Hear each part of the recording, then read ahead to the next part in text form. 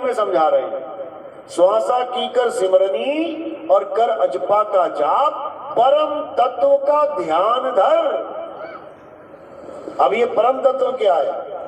दो प्रकार के तत्व बताए गए थे, एक पांच तत्व और एक परम तत्व। पांच तत्वों को किनारे कर दे, यानी अपने आप को देह मत मान, अपने आप को शरीर मत मान, अपने आप को ये पंच भौतिक शरीर नहीं मान। तो क्या करे? अपनी आत्मा का ध्यान कर, परम तत्व का ध्यान कर, और सो हम आपे आप। लाली मेरे लाल की और जित देखो तित लाल, और लाली देखण में गई मैं ही हो गई लाल।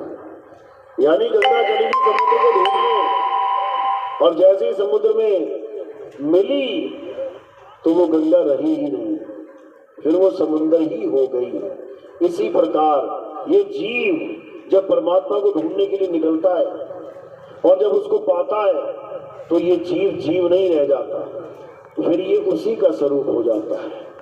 तो वो पीव हम सब में विराजमान है, वो सत्य हम सब में विराजमान है, बस हमें उसकी परख नहीं है, आत्म तत्व का ज्ञान नहीं है। इसीलिए हम बार बार भटक रहे हैं, कभी जंगलों में, कभी नदियों में, कभी मंदिर, कभी मस्जिदों में, कभी गुरुद्वारे, कभी चर्चों में, कभी कहीं, यानी भटक रहे हैं। वो चीज हम ही हैं। कस्तूरी कुंडल बसे और मृग ढूंढे बनमाही, ऐसे रमता राम है ये दुनिया जाने नहीं। जल में मीन प्यासी मोहे देखते आवे हांसी, आत्म ज्ञान बिना नर भटके कभी काबा कभी काशी। कहते हैं आत्म ज्ञान बिना नर भटके, मंत्र ज्ञान बिना नहीं, कि मंत्र के बिना तुम्हारी मुक्ति नहीं होगी। अरे मंत्र जप के मुक्ति नहीं होगी, कि पूजा पाठ के बिना तुम्हारी मुक्ति नहीं होगी। अरे पूजा पाठ करके मुक्ति नहीं होगी, कि बड़े बड़े हवन यज्ञ किए बिना तुम्हारी मुक्ति नहीं होगी, बड़े बड़े हवन करके मुक्ति नहीं होगी। जो चीज हमें छोड़नी थी वो हमें पकड़ा दी गई, और जो हमें पकड़ानी थी वो हमें बताई ही नहीं गई।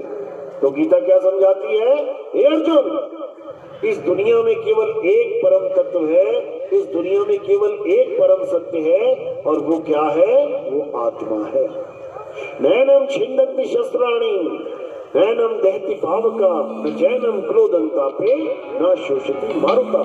हे अर्जुन, इस आत्मा को ना तो कोई शस्त्र काट सकता है, ना अग्नि इसे जला सकती है, ना वायु इसे सुखा सकती है, ना जल इसे भिगो सकता है।